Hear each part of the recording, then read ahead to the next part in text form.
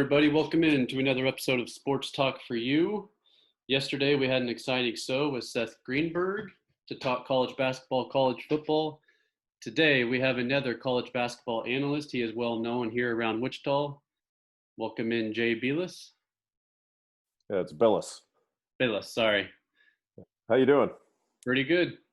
So, Jay, I've heard you on ESPN radio, back-to-back weeks and stuff, talking about your input on college football. Should it be played? And I mean, you and Seth Greenberg kind of have the same mind, because what he said yesterday, you said on ESPN radio the other morning.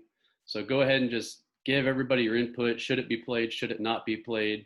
Are they making the right decisions? Well, I haven't expressed an opinion on whether they should play. I think those are decisions that need to be made by, the conferences and the NCAA. My issue more has been about the lack of transparency in the decision-making, and the fact that the NCAA and the respective conferences haven't shared the medical information they're getting from their expert medical panels. And I think in order for everybody to make informed decisions, especially players, in deciding whether to opt in or opt out, we need that information. And I think the conferences and the NCAA owe that information to the public. I mean, they're always talking about education, and that being the primary function. Well, they should educate the public on these issues, and so far they're not doing that. So it's been a total lack of coordination.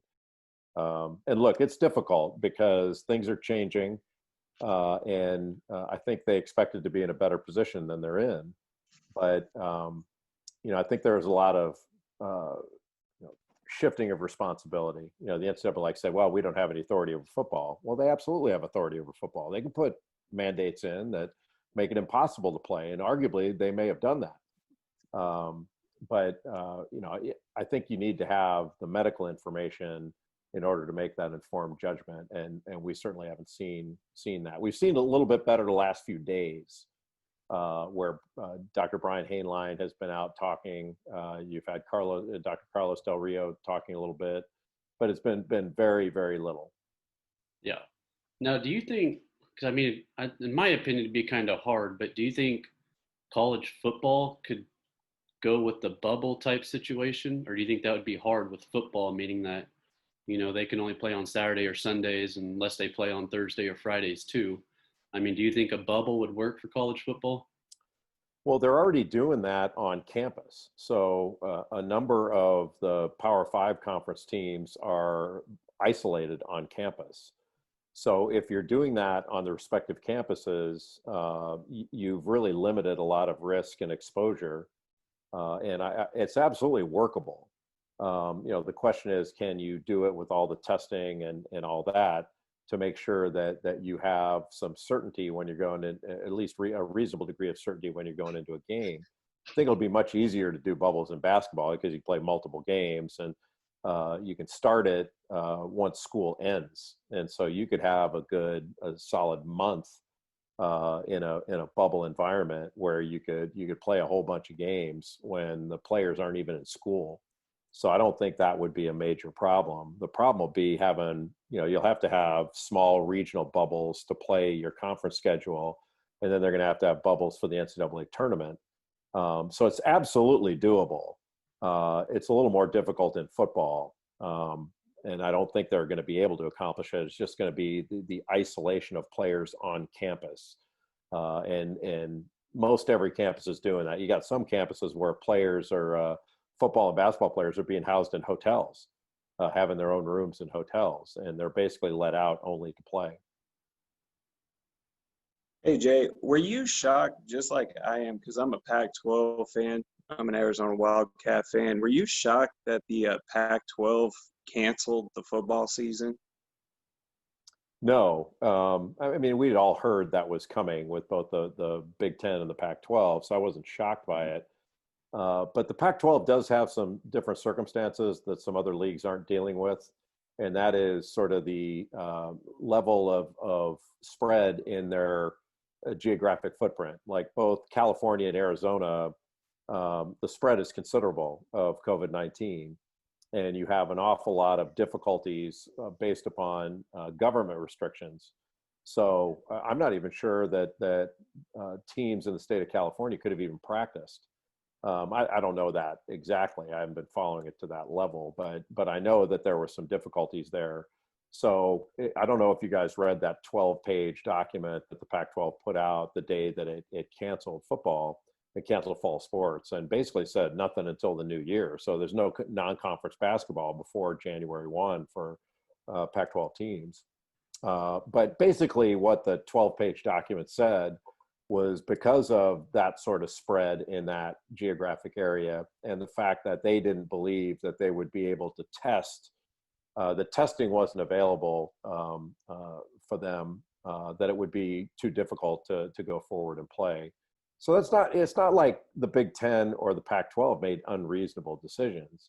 Yeah. It just, when it's not coordinated, you're going to get criticized. So even if the Big 12, SEC, and ACC are able to go forward and play football and get this in and do it without a major incident or tragedy, that doesn't make the Pac-12 or Big 10 wrong in their decisions. Yeah.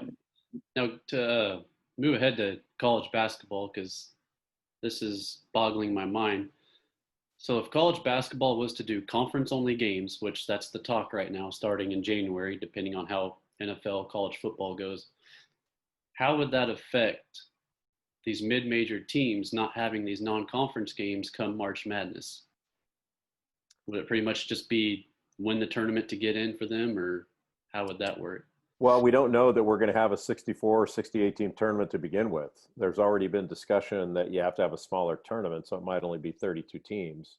Mm-hmm. So if that happened, it would be the conference champions that would go.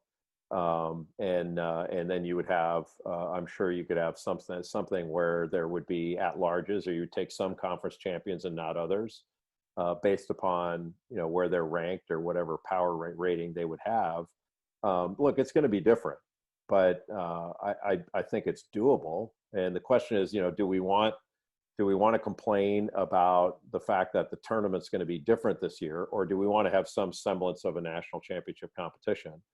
And maybe we won't have that kind of choice to make, well, that would indicate we have a choice. Maybe we'll have no choice and have to have a 32-team tournament, which is the way it used to be, by the way. Decades ago, they only had 32 teams in the tournament. It really wasn't, they didn't have this big of a NCAA tournament. But we don't know that all of these smaller conferences are going to be able to play, that they're going to have the resources to do the proper testing and have the protocols and all that. So we're a long way away from that, determining that. So I don't know the answer, but if we're able to pick teams, they can do it. It's just not going to be traditional. We're not going to have the same data points we've had in the past, but can they pick teams? They can absolutely do it. It's not that difficult. Yeah. Now to get to kind of a fun question, get away from all this COVID stuff. Because these conference tournaments and stuff, do you like these conference tournaments, or would you rather just not have conference tournaments and the regular season champion get an automatic bid?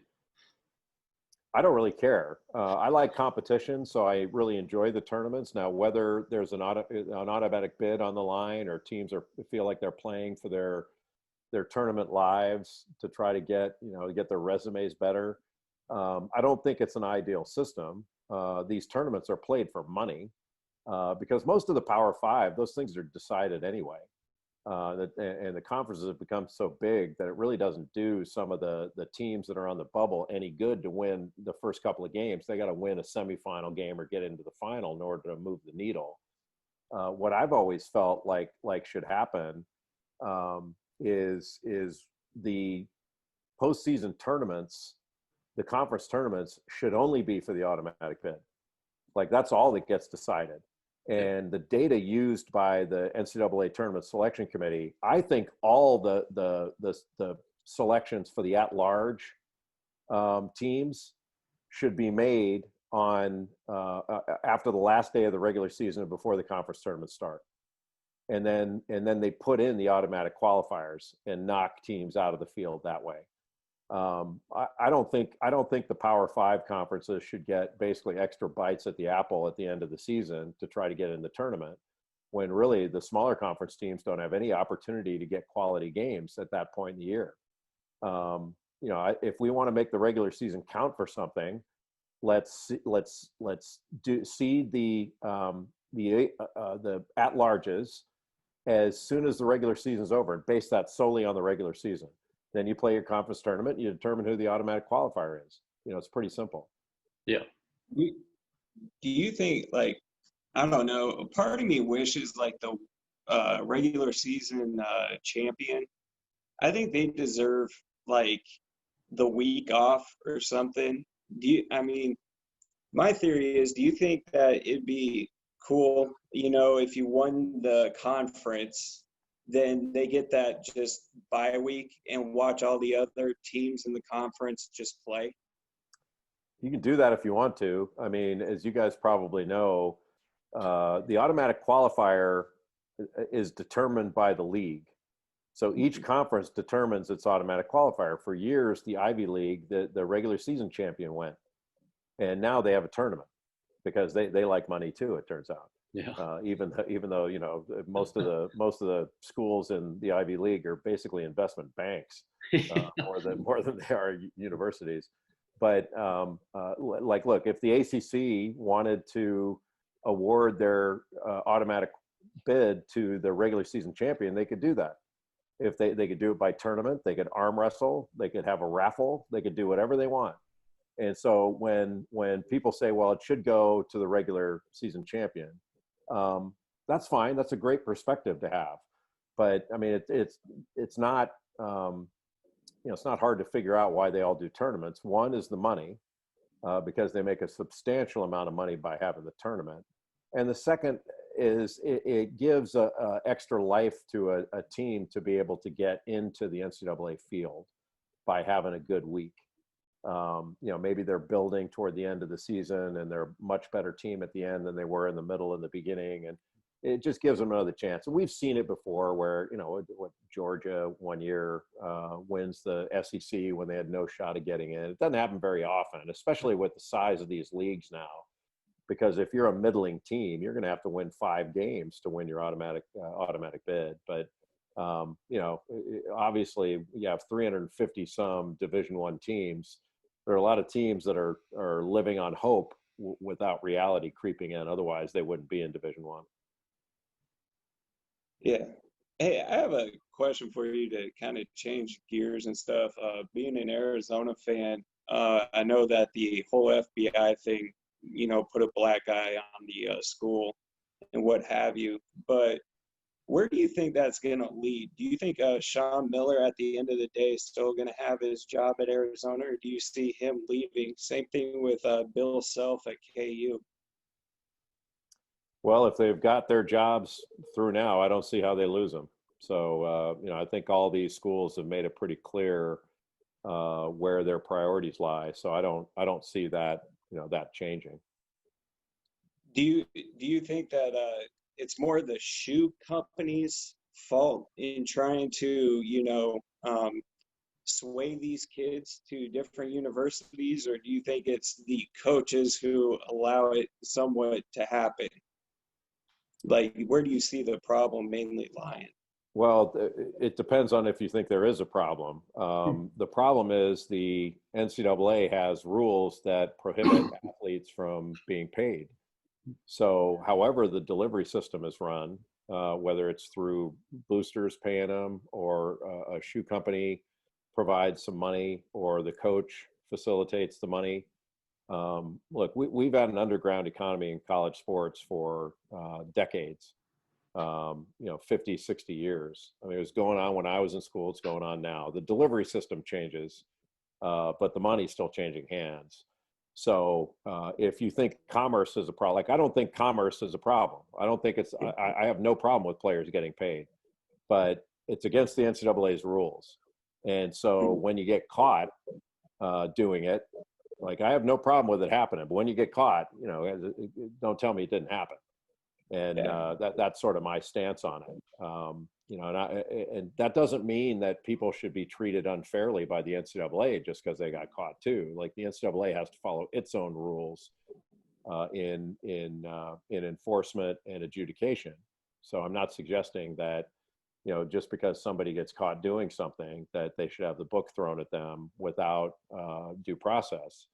But look, I mean, you can't. It's kind of like saying I don't believe the speed limit should be 40 miles an hour on the highway, but if it is, and you get caught doing 60, don't tell me you weren't speeding. That's kind of the lame analogy I'd use. I just have one more follow-up question. What do you think is holding the NCAA back from giving Arizona its quote unquote findings? I mean, KU's already gotten theirs. A lot of the other schools have gotten theirs. Do you think, like, behind the scenes, Sean Miller's like trying to prove his innocence, and this is why it's kind of delaying things, or do you think there's more to it than just that? There's really no rhyme or reason with how the NCAA prosecutes its cases, what order it goes in, and the timing of it. So I wouldn't read too much into that. At least I don't. You can read into it whatever you like, but I don't read anything into it. And look, those things are coming, but you just don't know when, and you don't know exactly what sort of charges are going to be brought. But I think it would be pretty naive to think that the NCAA and the Committee on Infractions and this new division they have for complex cases, that they're not going to be involved with every school that was implicated in the FBI case. Yeah. Yeah. As we get closer to college basketball season, of course, not all of the universities have made their decision about fans, because as of now, Wichita State is going half capacity with you have to wear a mask. But if it were to go to no fans, for all of college basketball, how hard would it be for these kids that are used to playing in front of, like Koch Arena 10,000 or Allen Fieldhouse 15,000?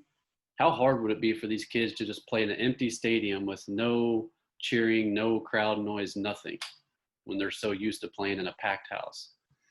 Well, I mean, it would be an adjustment, but these young men have played a lot of basketball in their lives. They've done it all over the world.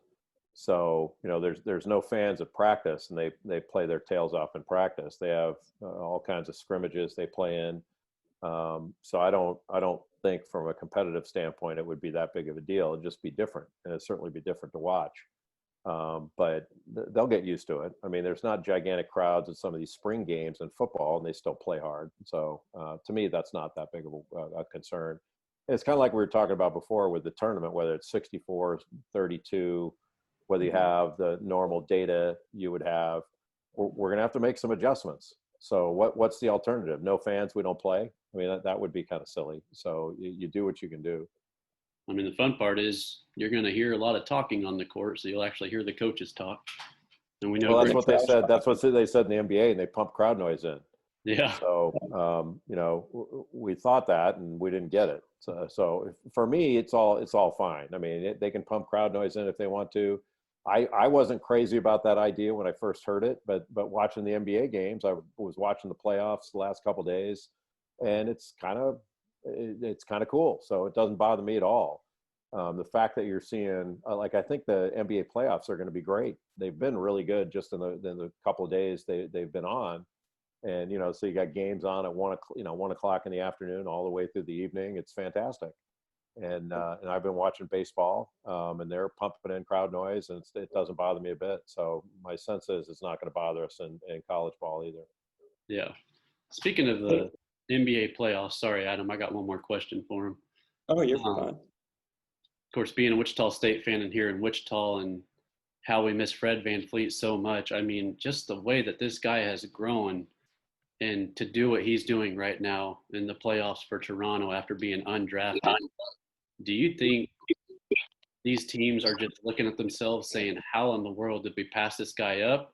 Or do you think he's just matured that much ever since he joined the NBA? Well, he's done a great job. I mean, he's gotten better and better ever since he left Wichita State. Now, some are probably saying, well, yeah, maybe he should have been drafted. But these NBA guys, they're not idiots. Like they make good decisions for the most part. And like all of us who think that they don't, if we believe they don't, you know, our mock drafts are available too. And I don't know how many in the media had Fred getting drafted. It was a reasonable decision. But what's great about the game is whether it's football, basketball, baseball, whatever, where you're drafted doesn't mean that's where you're going to ultimately wind up. And so you have guys that get drafted high that don't have great careers. You got guys that are undrafted that have great careers. And it doesn't happen as often as people like to say, but it does happen.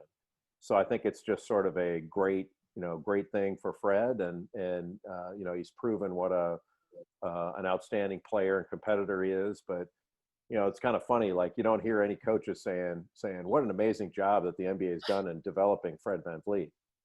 They always talk about the job that the college coach does in developing the future pro. But you know, and I that's why I look at coaching totally differently than my colleagues do. It's sort of the college coach gets all the credit. And you know, they talk about how many pros teams develop and coaches develop.